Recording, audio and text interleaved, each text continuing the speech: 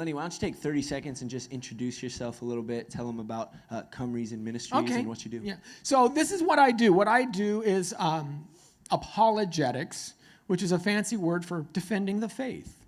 I take issues of religion, morality, ethics, reason, culture, and I say, here's what Christianity believes. Here's why we believe it. There are reasons to believe the things that we believe. And I help you guys by equipping you to explain these things so that you can then turn around and better explain them to other people. I've been doing this for probably 20 years now. I started off online, believe it or not, way back when the internet was just in its infancy. So 1995, yeah, it was amazing. You had to. I tell people, you guys don't know. You'd get up in the morning, you'd turn on your computer, you'd press check email, and you'd go and you'd take a shower, and you'd come back to see if you had any email. It was dial-up connections, and it was amazing. Anyway, but that's when I started. So I've been doing this for a while, but I love it, and I love helping you guys. And what you'll find is you'll have a whole lot more confidence in your faith because you can see that there are some really, really smart people, the smartest people in the world, have already thought about most of these questions and problems that you're dealing with. Yeah. And there's answers out there, and you don't have to be afraid. That's good. Just to kind of echo what he said, I hope you guys understand tonight, it's important to know why we believe what we believe. And that's what Lenny has devoted himself to, studying that out and sharing it with others. So I'm hoping this is going to be a benefit to you guys. Lenny, let's do some rapid-fire lightning round questions. Round questions. We'll see how fast we can go. Get to know you yeah, tonight. Okay, fair enough. So first thing that pops in your head, honest answers. Okay. Okay? All fair right. Enough. Ready? Favorite soda? Coke. Favorite burger joint? In-N-Out. Favorite sit-down restaurant? Ooh, sit-down restaurant. Probably Market Broiler, fish place. Okay. Favorite place to visit outside of California? New York. Favorite car? I like my truck. Okay. Order from Starbucks. Oh, I get a skinny vanilla latte. Skinny vanilla latte, okay. Very good. All right, give it up for Lenny real quick. Come on. So let's jump right into it. So like I said, these are some questions concerning God, concerning the Bible, concerning our faith, but also concerning culture today, some struggles that you guys face on a regular basis. And once again, these are some questions that were submitted, so we're hoping to shed some light on these topics today. Lenny, first up, how can we know that the Bible is trustworthy? How can we know that the Bible is true? Wow. Well, now that seems to be a simple question, but there's actually two questions in there. Yeah. Because there's a question of how do we know that the text that we have is the same one that the apostles actually wrote and the authors. Then there's the question of, but how do we know that the contents of that text is reliable in the things that it claims, right? So the first one is a matter of fact. How do we know that what we've got is what they originally wrote?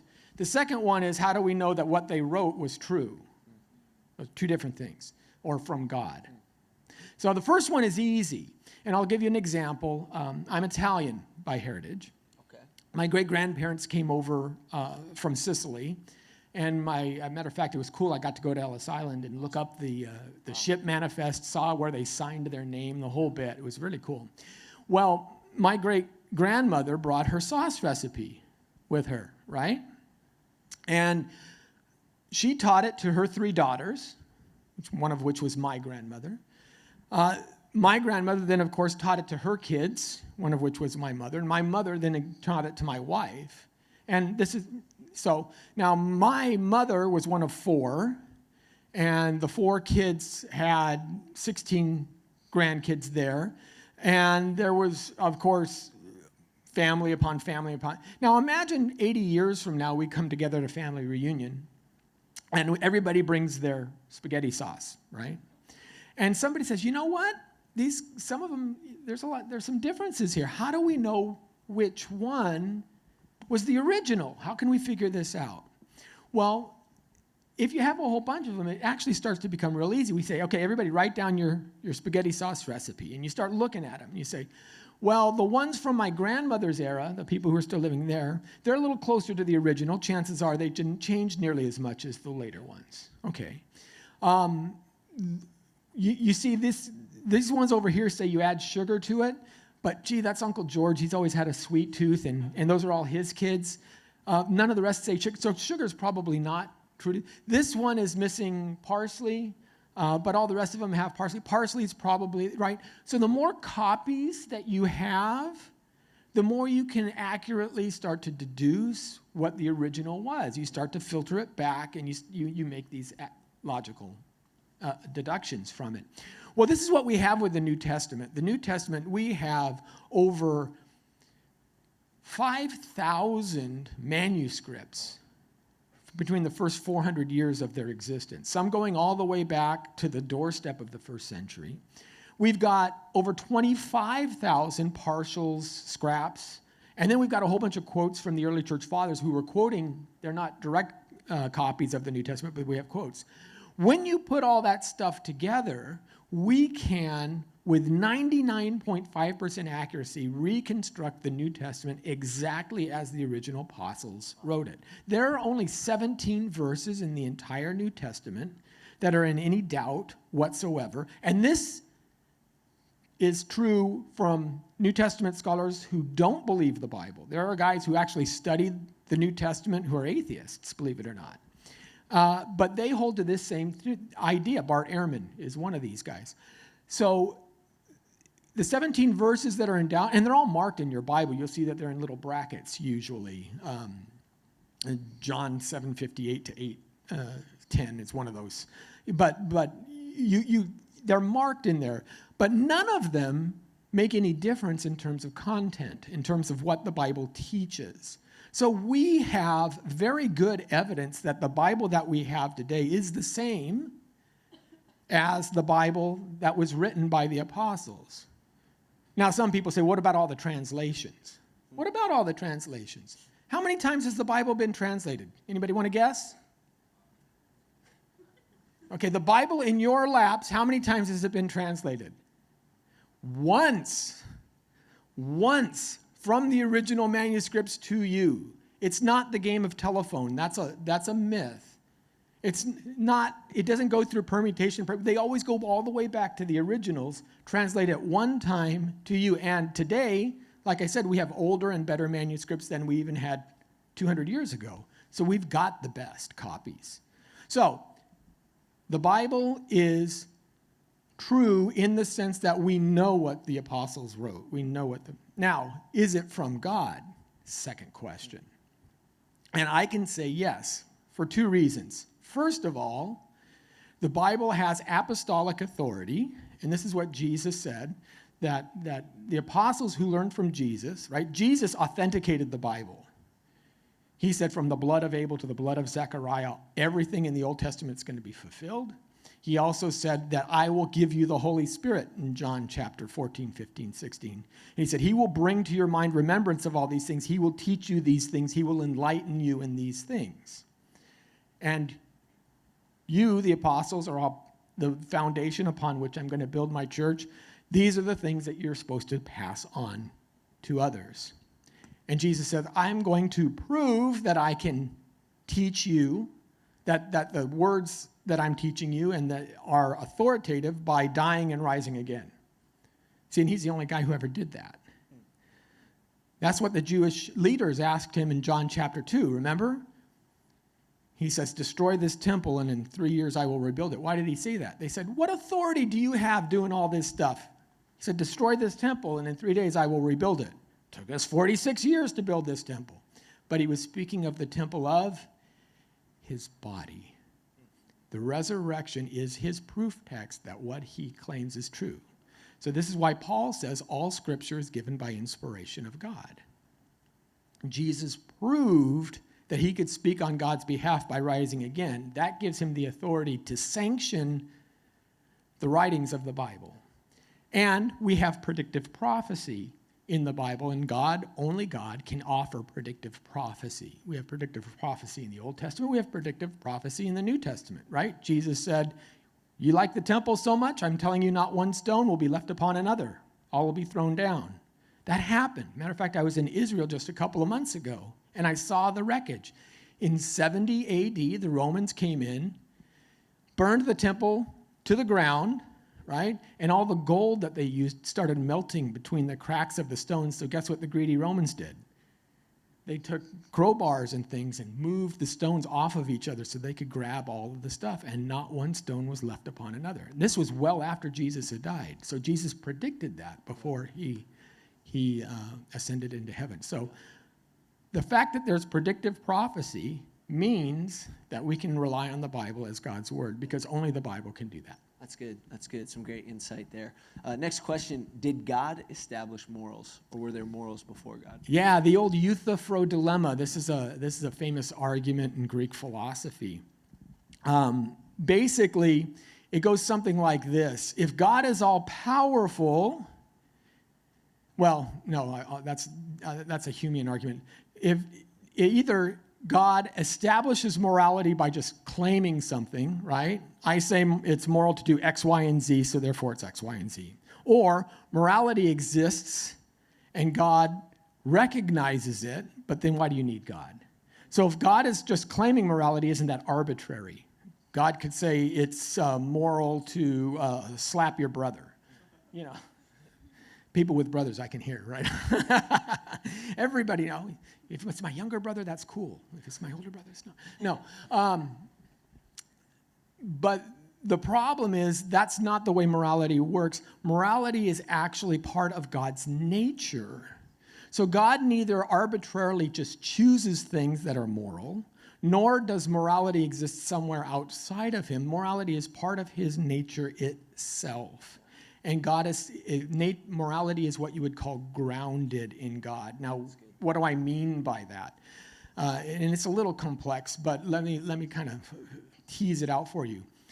We're human beings, so we think in a certain way. One of the ways we think is we think via language.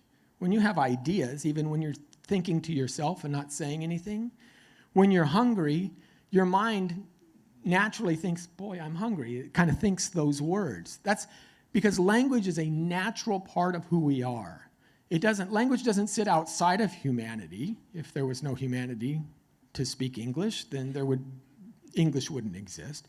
But also, humanity doesn't merely invent language. Language is kind of part of our makeup because it's how our minds work. In the same way, morality is part of how God's mind works. And so when we do the things that God would have us do, those are called moral things. Those are called things that we should be doing. When we do things that God would not have us do, those are immoral things. And it's just that simple. So morality is grounded in God. The same way beauty is grounded in God. And we don't think about that. Beauty can be as objective as morality. And so did you ever think that people, what? Beauty is objective? Yeah. I mean, think about it. Have you ever seen a beautiful sunset? Or have you ever been to the edge of the Grand Canyon? Nobody says, oh, that's ugly. Nobody. They may say, hey, man, I'm not in a good place right now. I can't really appreciate it. But nobody says, no, that's not beautiful.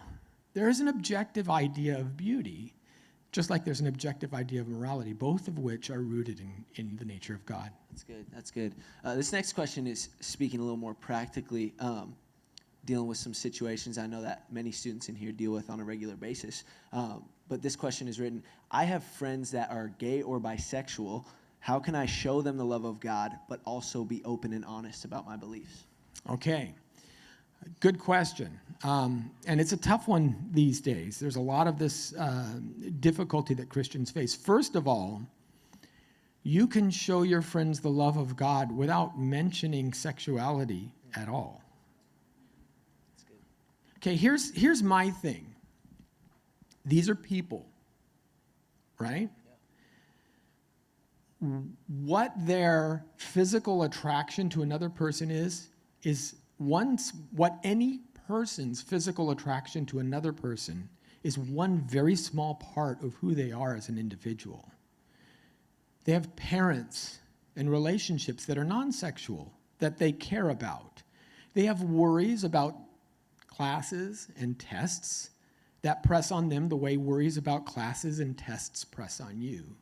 They have feelings of inadequacy, like everyone does. And it's strange that many people who come from the LGBT community make this their defining characteristic. And my first response is, I believe all human beings are made in the image of God.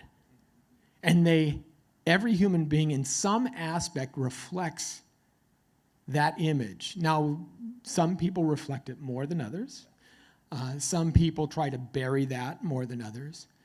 But why should I take that one little aspect and make that the only aspect of your character that I care about? That doesn't make sense to me. Now, we can talk about whether homosexual attraction is right or wrong.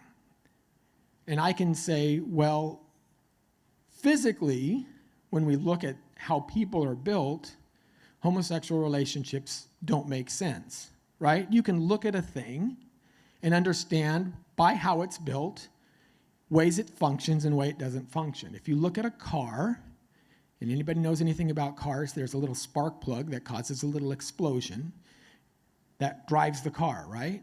Those spark plugs and that little gas and that explosion means that a car can't operate underwater. You can just look at a car and see it can't operate underwater. Similarly, you can look at the human anatomy and see that human anatomy is built in a certain way, right? Matter of fact, reproductive organs only do their function if males and females are coupled together. What's the function of reproductive organs? To make babies. That's its primary goal. That's the primary purpose of reproductive organs. That can only happen with one kind of coupling.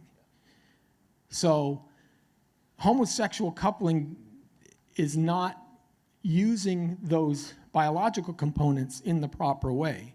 But again, if you're asking how do I reach my friend who identifies in such a manner, my first response would be, tell them that as a person, I love you, I care about you, let's talk about some of these other issues. And guess what? Jesus Christ can help you with the pressures of your life. Jesus Christ can help you with your relationships with your parents, or whatever the case may be. But that doesn't have to be the defining feature of your relationship. It is, Jesus loved the woman at the well before she repented of her sexual sin. Right? I tell you, you have 5 husbands, and the one you're married to, the one you're with now, really isn't even your husband, and you're sleeping around. But he still went out of his way to go and talk to her. Yeah, so definitely. No, that's some great insight. Next, what are some ways that I can use my faith to encourage my friends that may be dealing with suicidal thoughts? Wow, suicide. Suicide's a tough one.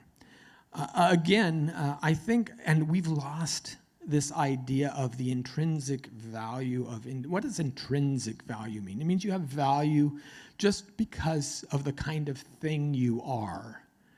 There are certain things that are right. So we place value on money, but money doesn't have intrinsic value. It's paper and ink. You know, if we were living in another age, maybe we would place value on seashells. I don't know. You know, some guys have used, in prison, they use cigarettes as currency, as an example. And that becomes a source of value. That's extrinsic value. That's value that we impose upon things.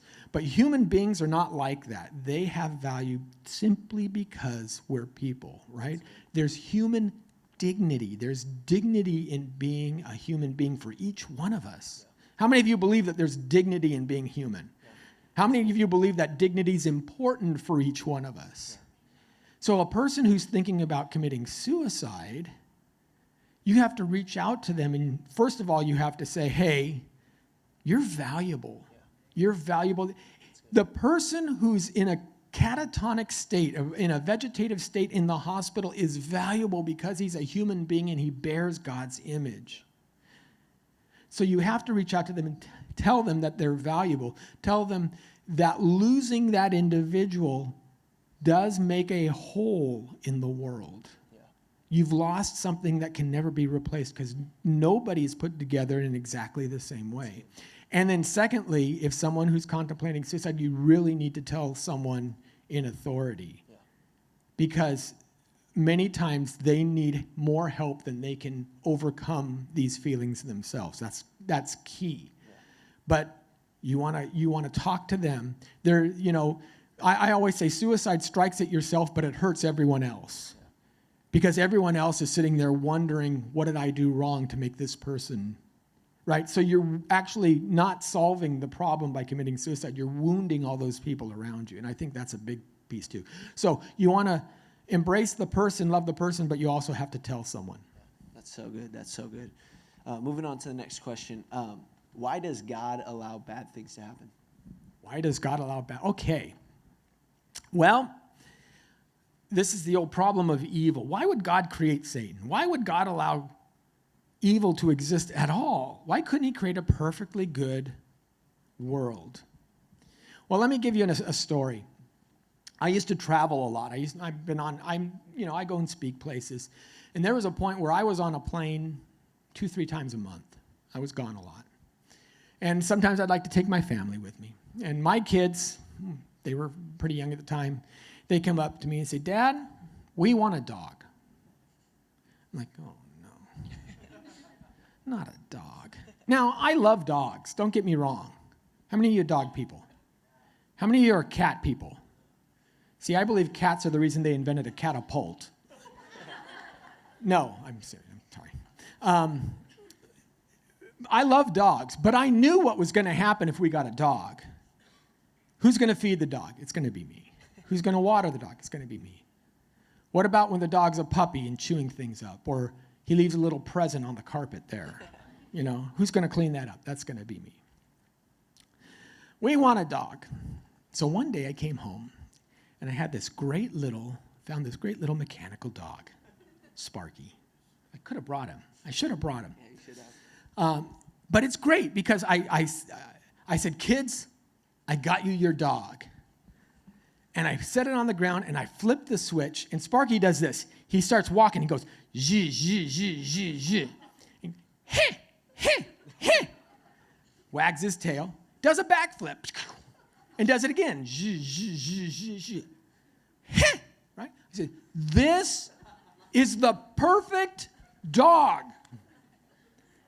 Comes when you want him to, speaks, wags his tail when you come home, soft to the touch, does tricks, doesn't eat anything, doesn't leave little nuts and bolts on the carpet that you have to pick up. This is the perfect dog." I had 3 kids going. We have 2 dogs. Why didn't Sparky satisfy my kids? Why not? Because he's a robot. And what can't Sparky do? Huh? He can't love you, can he? He can just run on a program. In order for us to get a dog that can show love, we also have to get a dog who can poop on the carpet.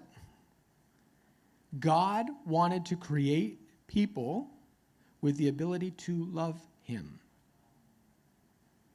If you don't have the ability to love, then you're just a robot. But if you do have the ability to love, then you have the ability to disobey, to not love, to poop on the carpet, so to speak. And guess what happens? That means that evil can exist. In order for love to exist, evil, the ability to not love, has to exist. So when God created people, he did so understanding that there's going to be a period of time where there's going to be some evil in the world. Now, God keeps his hands on the thermostat, and our hope as Christians, when we talk about the hope of Christ, we know that one day all the evil will be vanquished, and we will be with God forever. And as Paul says, the sufferings of this present age are not worthy to be compared to the glories that we will see in the future. So God allows the puppy stage, the evil that exists with us, right now. And sometimes I don't want to downplay it. Sometimes it's ugly. But it's necessary for a great love. You're going to sometimes have greater evil. Ultimately, love wins. And that's the key. That's awesome. That's a great point. Our final question this afternoon is, I think this is prevalent in a lot of people's situation, just because it's so adamant in our culture nowadays. But what's the problem with gender neutrality? Yeah, gender neutrality. That's become the new thing, isn't it? And it's become the new thing really quickly. I mean, some of you guys are just coming into this because you're junior high and all, but 10 years ago, this wasn't a talking point. This wasn't a thing. Now, okay, I'm going to make a distinction. I want to separate the idea of gender dysphoria, people who are really kind of confused about what that means, with gender neutrality and a lot of the political things. First of all, the concept of gender itself. What is gender? How many of you have taken Spanish or speak Spanish? Okay. Gender is what Spanish nouns have. People are not gendered. People are sexed. And there's a difference there. But our culture has adopted this concept of gender, and I think it's confused. So let's tease this out. If you're a girl, does that mean you can't play baseball? You guys don't seem too sure about that. Come on, where are the ladies? No, you can't tell. Or you can't play with trucks. We were in the green room, right? And your niece has a little car. She's what? How old is she? 2. She's 2, and she's playing. Oh, she's a girl. She can't play with cars. Is that right? No. Does that mean she's not a girl if she's playing with cars? Okay. Can girls wear pants? Can guys have long hair? So we haven't strayed from sex yet. So what does gender do for a human being that sex doesn't? Because it doesn't matter what sex you are, right? You can do what you want to do. So what's gender all about then? If you choose to identify as this gender, does that mean that as identifying with this gender, then you have to wear dresses, then you have to act a certain way, then you have to behave? No, that doesn't make any sense, because we've already established that male or female doesn't depend on actions, it depends on biology. Oh, and by the way, there are only 2 sexes. There are only 2 gametes, right? If you've gone through biology class, you know that there's a male. Guys know what a gamete is? It's the thing that creates life. So there's the sperm and there's the egg. Those are the 2 gametes that a human being comes from. And there are only 2. There's no third thing. In order for you to get a new human being, you have to put the 2 together. That's what sex is, male and female. There's no third thing. So when we talk about human beings, we talk about sex, because that's how our physiology works. Now, there's a certain level of respect then, because we are not only sexed beings, but we are also sexual beings, and which means that there's an attraction. Again, biology, naturally, for the most part, we're attracted to the opposite sex. So there also needs to be a respect for and a privacy of each sex in certain conditions, so that people can feel safe, so that people can feel not exposed, violated. One of the more hideous things I've seen in many different instances of people who are either in prisons or concentration camps or whatever is they strip them, they take off all their clothes, and that's humiliating. Even individuals who are in the last stages of life, who need help with their bathroom duties and their bodily functions, it's more comfortable for them to have an individual help them who's a professional, who's not, say, a family member or something like this, because there's an inherent dignity that you have in your own body that you don't want to necessarily share with the outside world.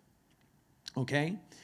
So what we do and what we've always done as a society is we've recognized that there's a dignity, and so we've put up certain barriers. Men change with men, women change with women.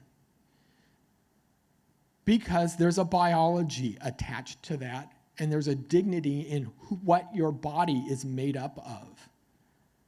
You are just as dignified no matter which sex you find yourself in, no matter which sex you're born in. You are dignified in your biology.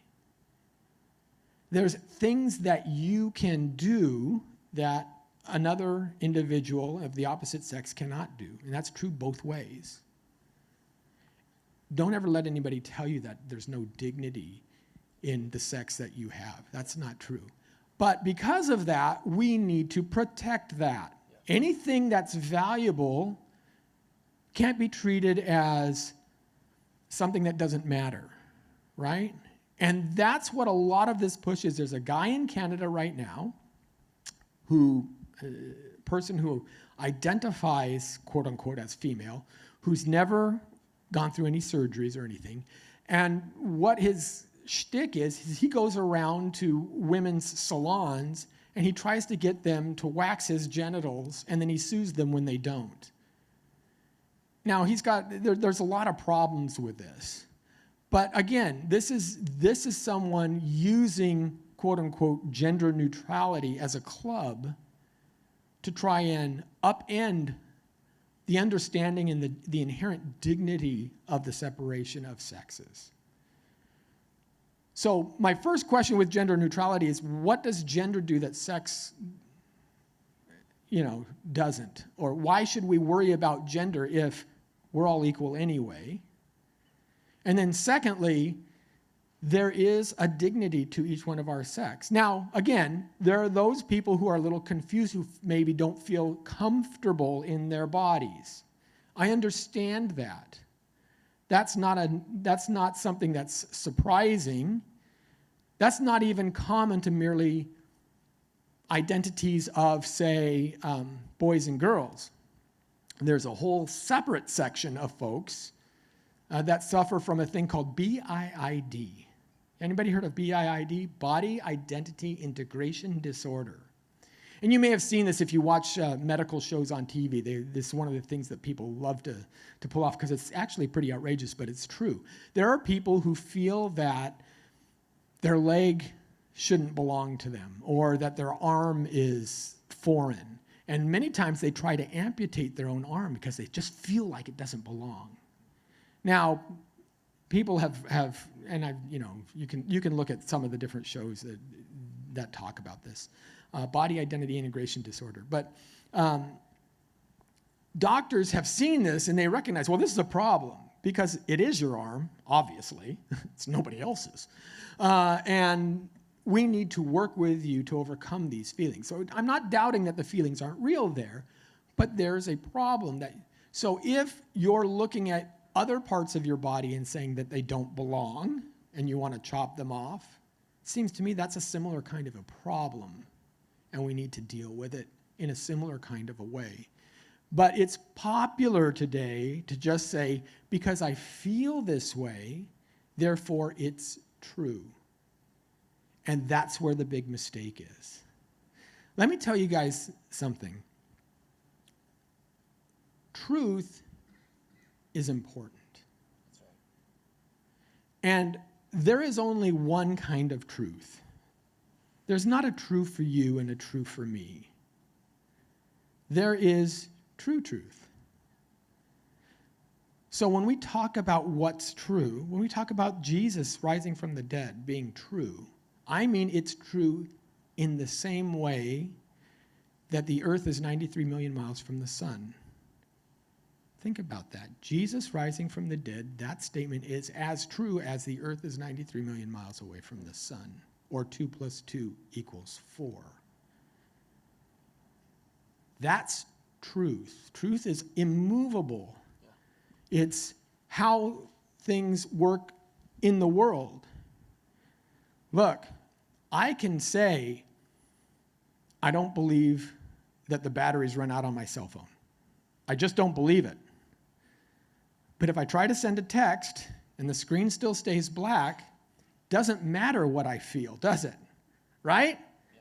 How many of you have been there? I know my phone is charged. I believe it. Oh. Mom, do you have the charger? Where's the cord? Doesn't matter what you believe.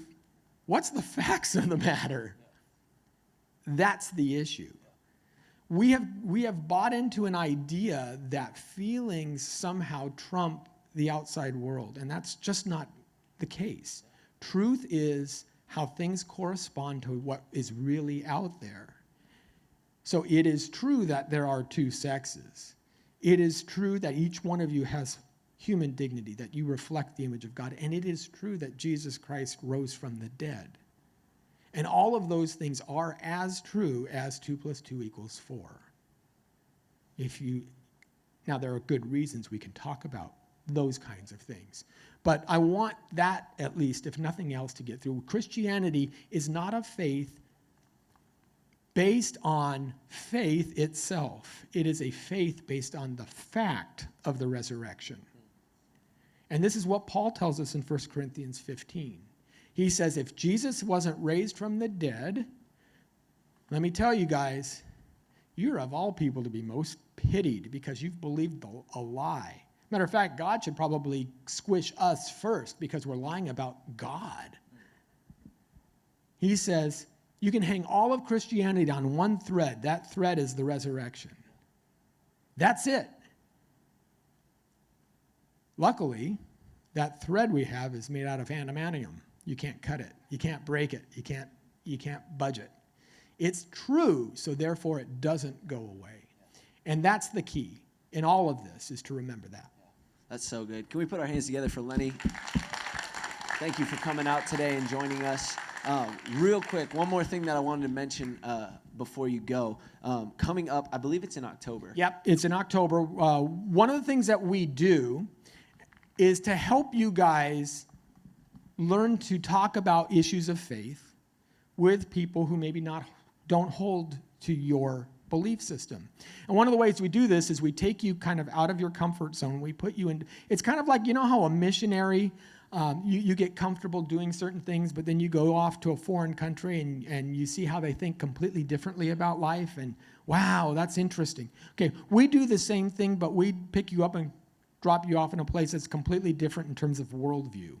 So what I do is I take a group of kids and I train them, and we go up to Berkeley, California, and we go and we talk about God to atheists. And we have atheists come in. Now, this sounds, right? Oh, my gosh. It's not scary. Matter of fact, most of the conversations I have, the atheists thank us afterwards because we don't actually push anything on them. We start asking them questions about their faith. And what you'll find is they don't know what they believe either. All of a sudden, they're like, what?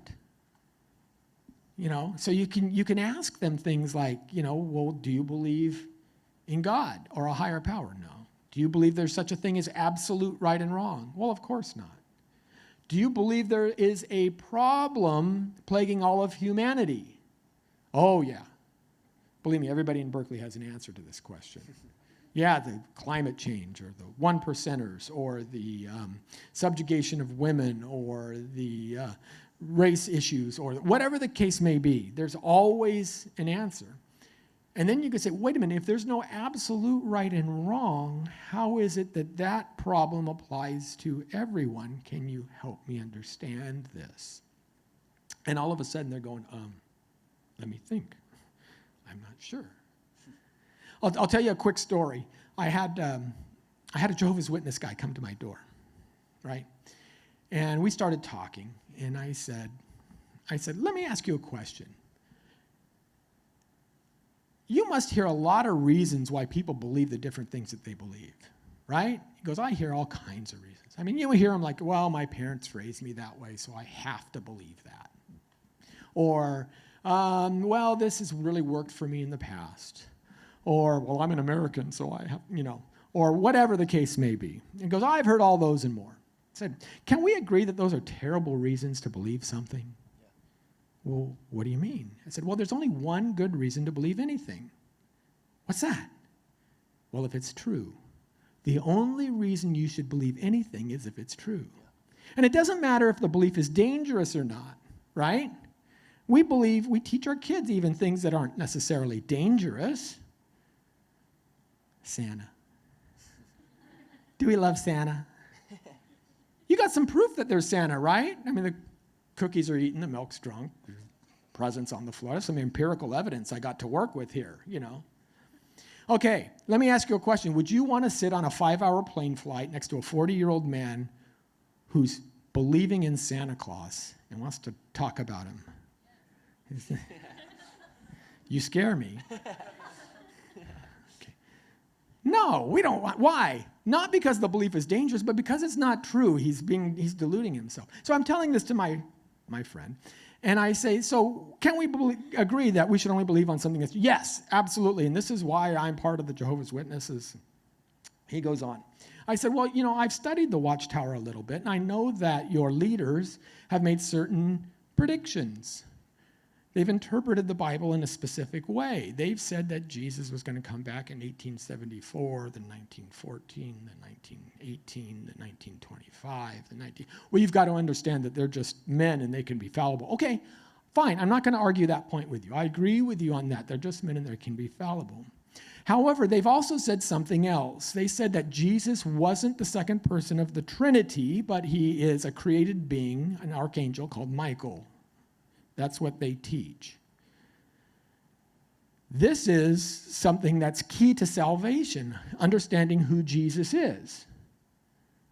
What if they're wrong on that like they were wrong on this stuff? Well, I don't think they're going to be wrong on that. But what if they are? Now we're talking about something that really matters. And you've already admitted that they could be wrong on stuff. They're just men. But I don't think so. What if I can show you from the Bible that they're wrong? Would you believe? You know what he told me? He says, well, I've been a Jehovah's Witness for 17 years. It's given me the most fulfillment in my life, the most meaning. And I said, wait a minute, didn't we just agree that's a bad reason to believe something? And he went,